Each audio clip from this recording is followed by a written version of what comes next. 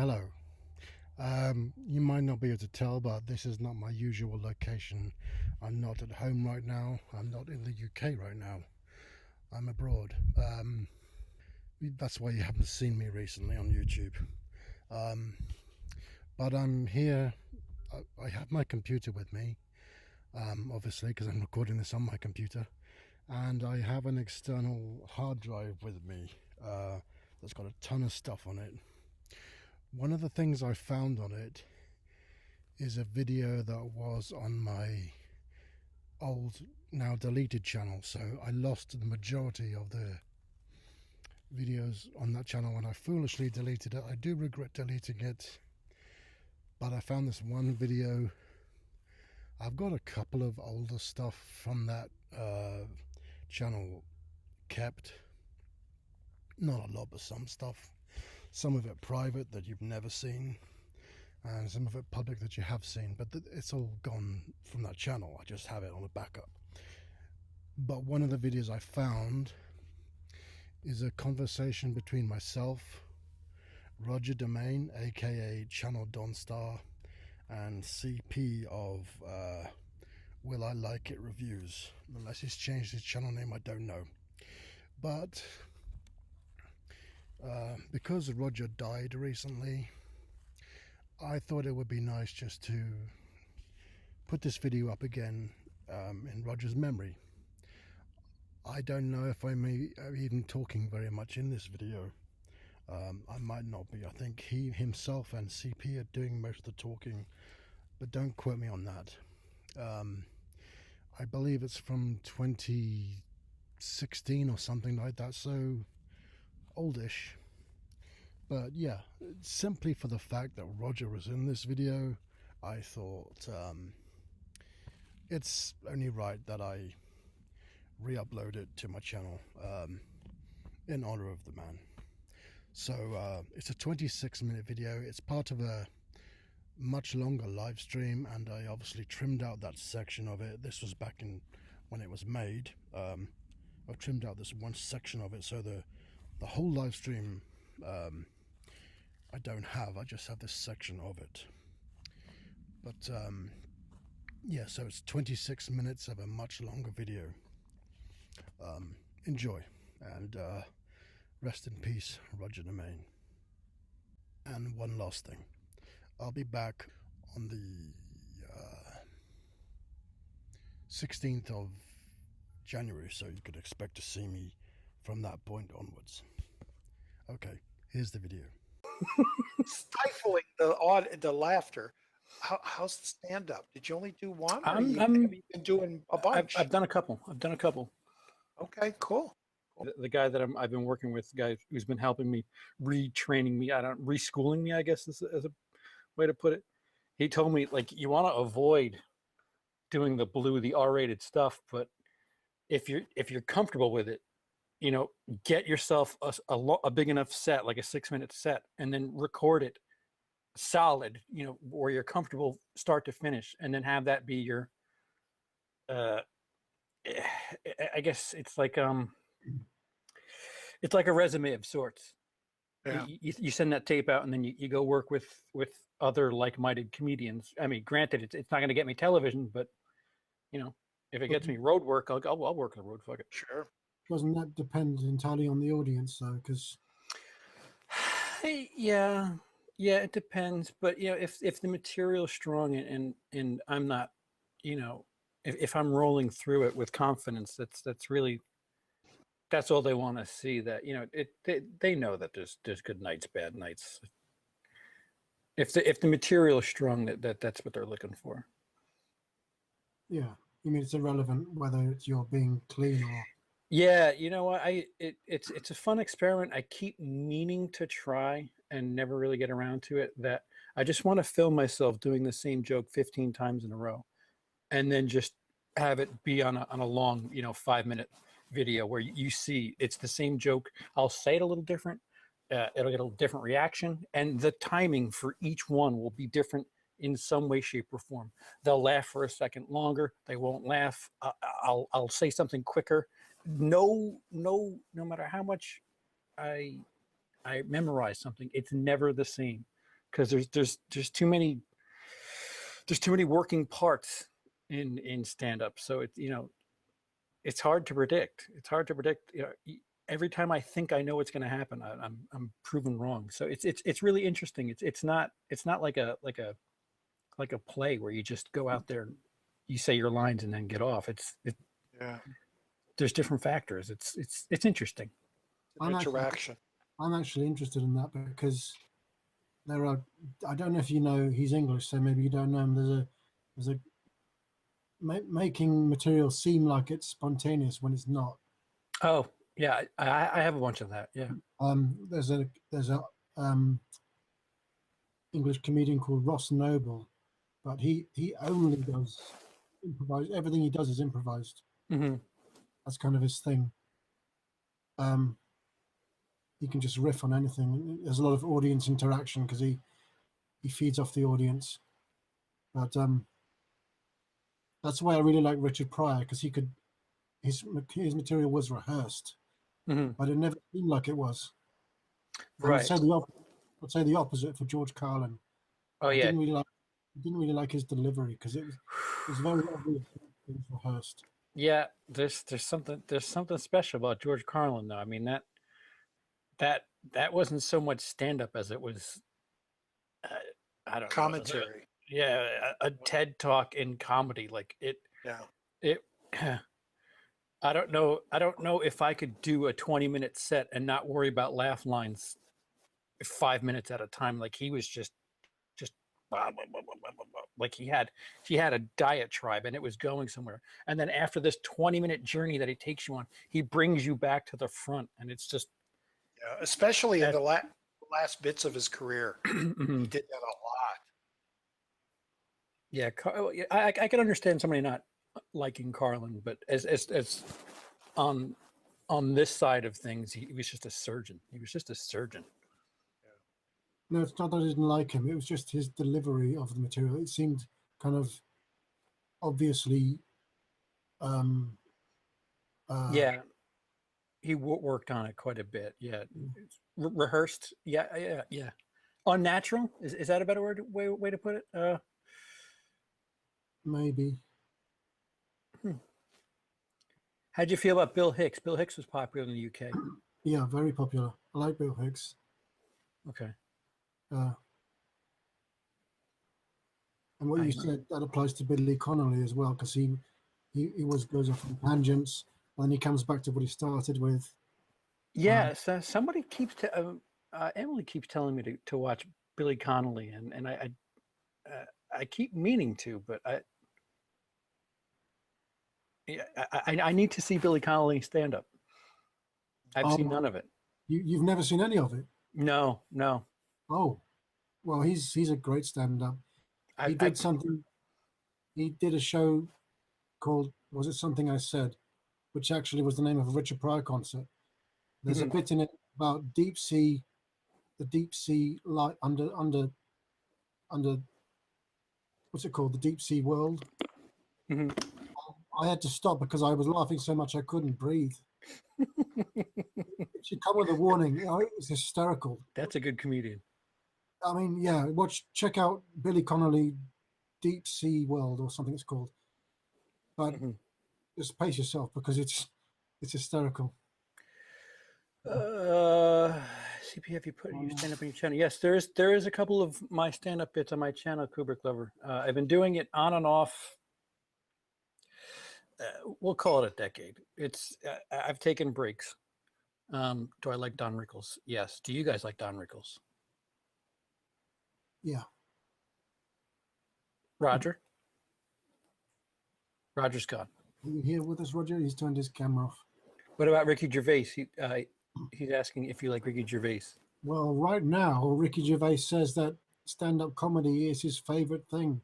He's kind of, I think he said it was 7 years since he last did it, and he's now perfected it. And now that's all he wants to do is stand-up comedy.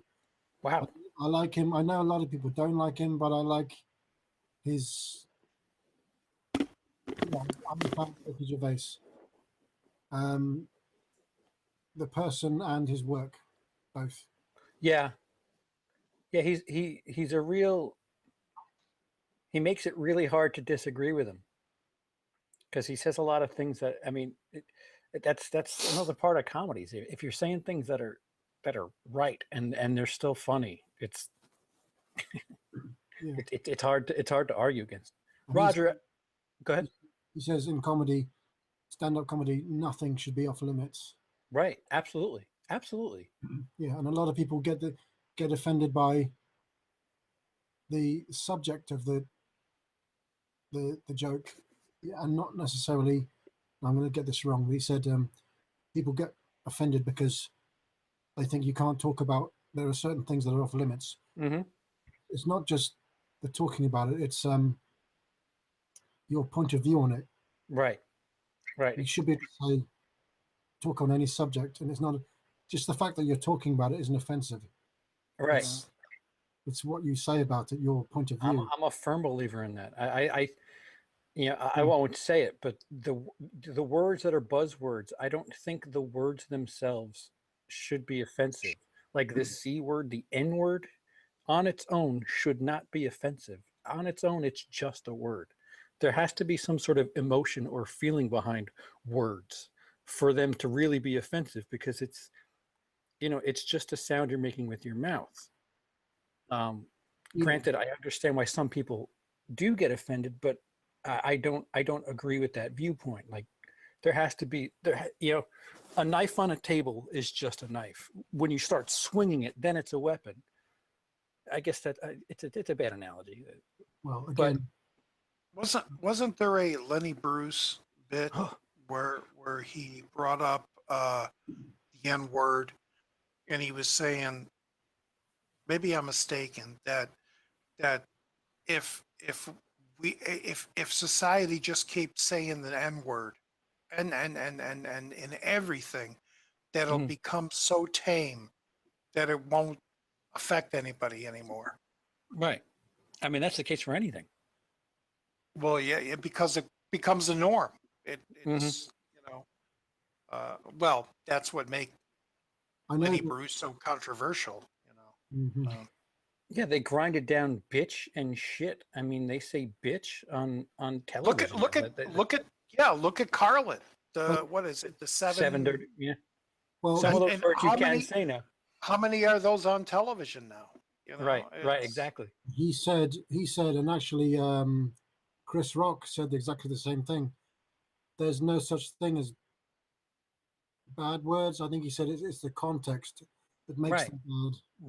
Right. Mm-hmm. Exactly. And I'm a firm believer in that. Like, there's clubs where they have usually they'll have a list of words that you just can't say in that club, and it's just like, why? What? You don't know what context I plan on using those words in. So what? Yeah.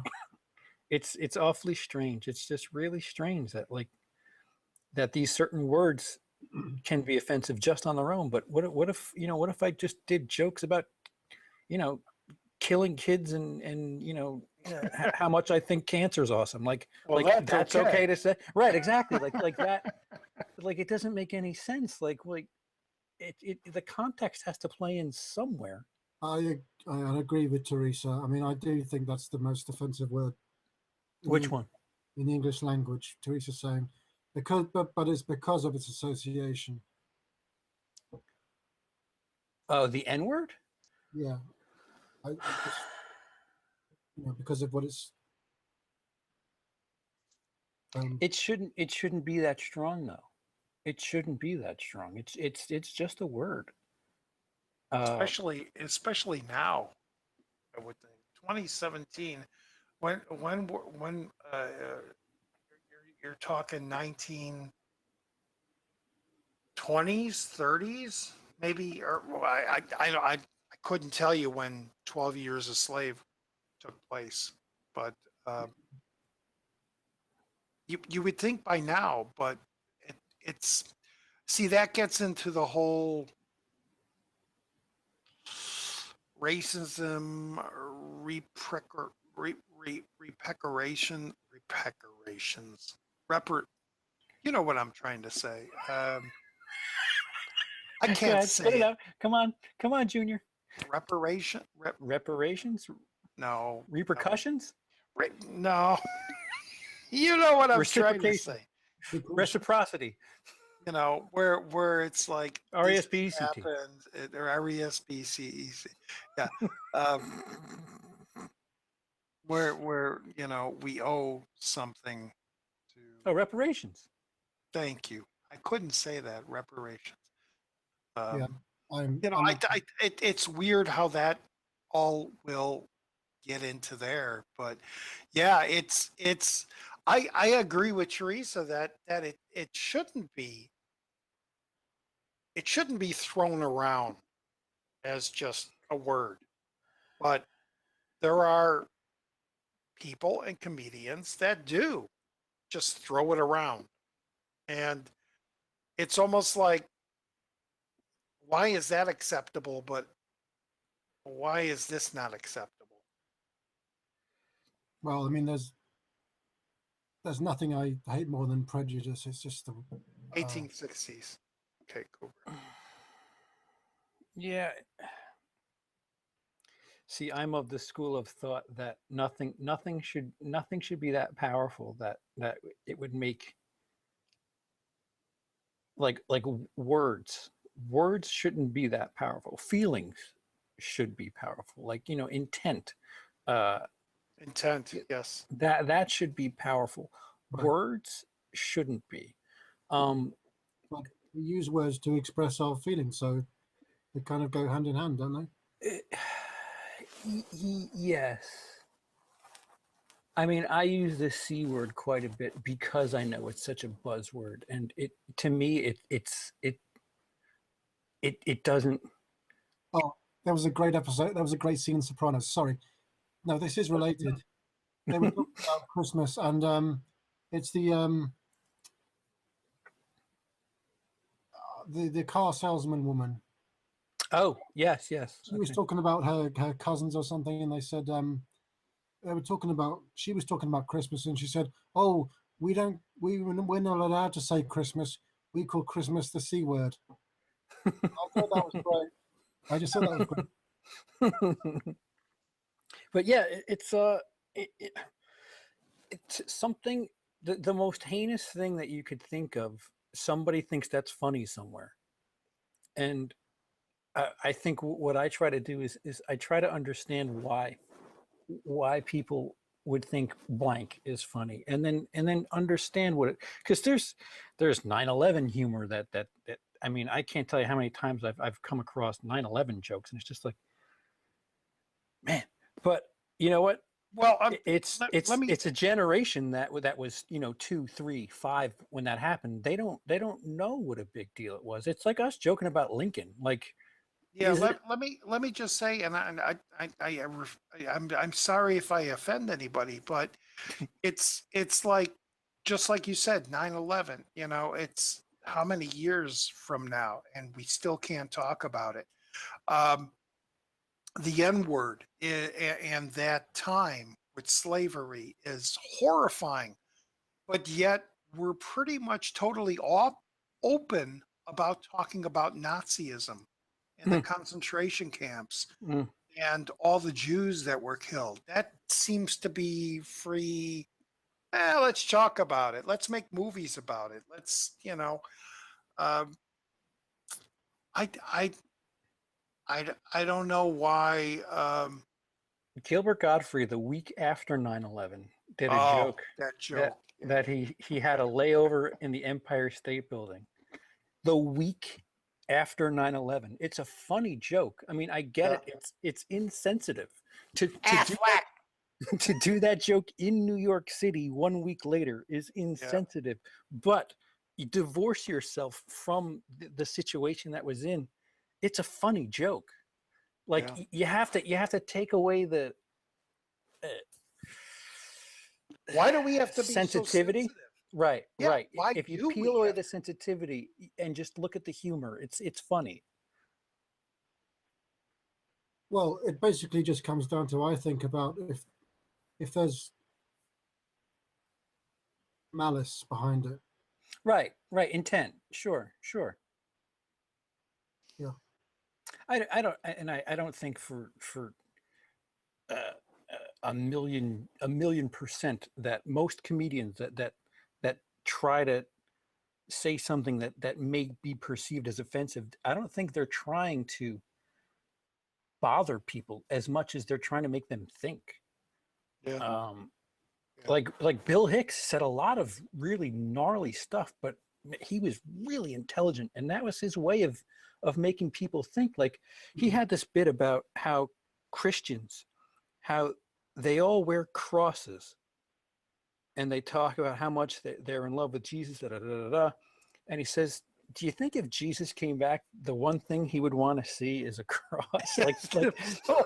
Cross, yeah. Yeah. It's a funny bit, and he goes like, you don't see people with a pin of a sniper rifle going up to Jackie Kennedy saying, thinking of JFK. Like, it's offensive, but it's funny, and it gets you thinking. Like, yeah, why is the cross the thing that Christians use for Jesus? It's Yeah, I remember that. I never understood that even when I was a kid. I was like, why are we praising this person who's suffering right in front of us? Right in front of us.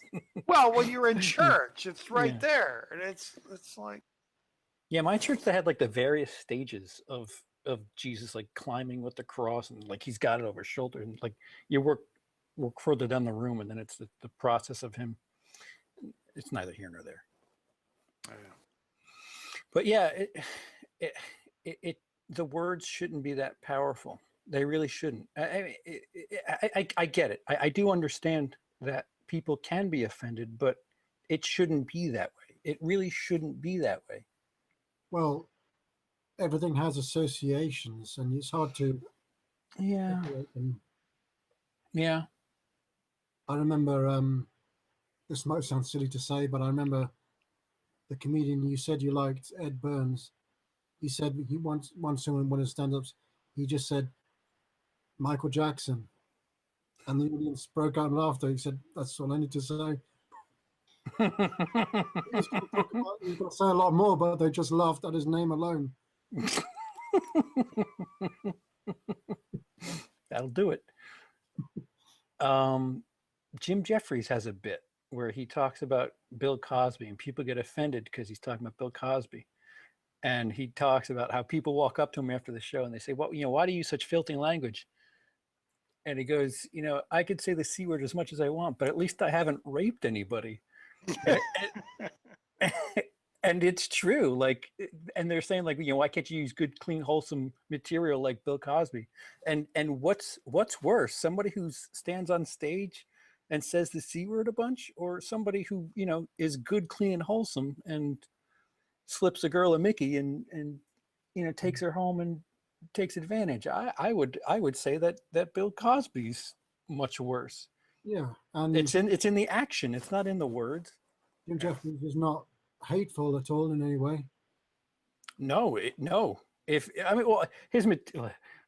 let me backtrack. His material is, at face, if you just read a transcript of Jim Jeffries' material, you would think he's a vindictive, hateful person, but he's doing it in this dry, sarcastic way that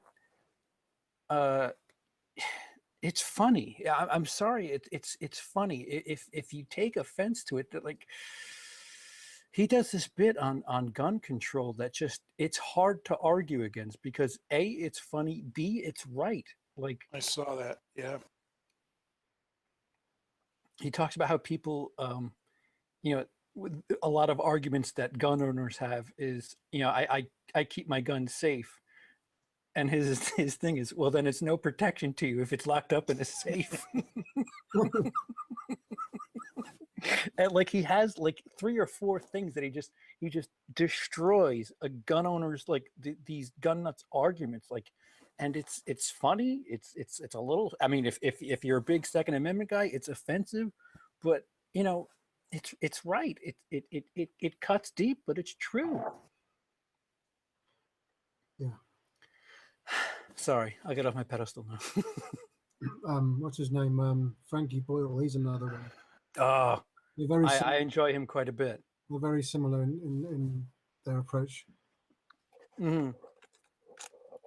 Yeah, Frankie Boyle's autopsy for 2016, I think I saw, where he was talking about our election, which is just priceless, just funny. Kubik Lover, you did ask that before, and I said I've only ever known of Jim Gaffigan from a film called we've done this before, Always Something, the Sam Mendes film. I haven't seen his stand up, He's pretty funny, Jim Gaffigan. so I can't really comment. The word love has great power. It changes everything when used. Well, even that that can be misused. How many relationships have you been in where somebody said they love you and they didn't portray the actions of somebody who loves somebody? That word's just as, if not more, dangerous, because you're getting a sense of security from that word. Yeah.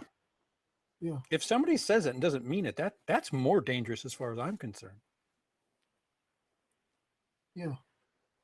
I'm not going to win anybody over with my words argument.